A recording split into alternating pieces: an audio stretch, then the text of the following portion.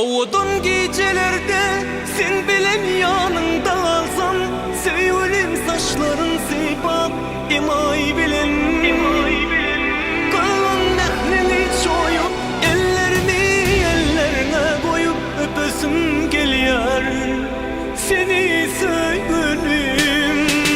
Oğudun gecelerde sen bilen yanında alsam, söyleyim saçların seypap imay bilen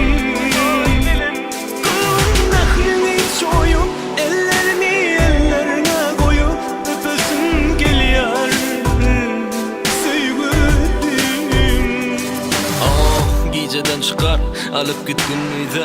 Bol men doğrayım, bol men günnizim. Uğrunu tapalı, karışmalı her nide. 70'ime gelsem diyerim söygen henidem.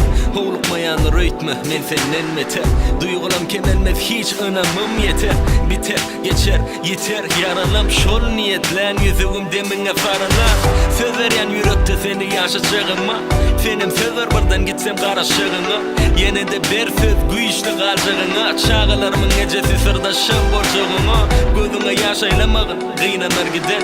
Utanırım seni vakledip bilmesen. Ecizige bu korun senin görkülme. Bok değme yıkılayın sen gülünün görkülmesen. Ulan gecelerde sen bilen yanında alsam, söyleyim saçların seypap imay bilen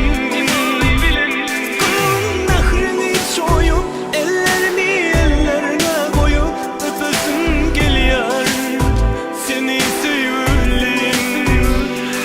Oğudun gecelerde sen bilen yanında alsam, söyleyim saçların seypap imay bilen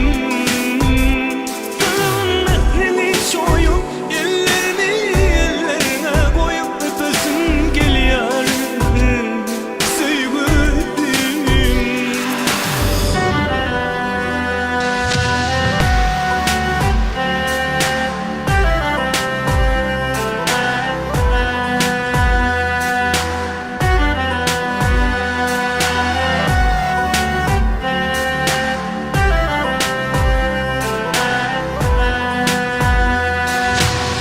Sana duşanın beri özüm tanamam. Sen keşfini göryen başka zat görünme.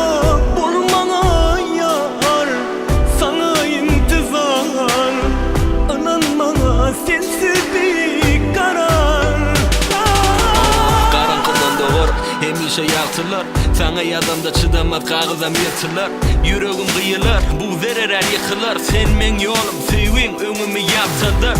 Yatlamayın balım, senem yatlıtma. Ağlamayın inni yalvaryan yatlıtma. Senem ağlamağın gülümünden asmana. Karan kızın son günüm, tayinir doğmağa. Gecelerde sen bilen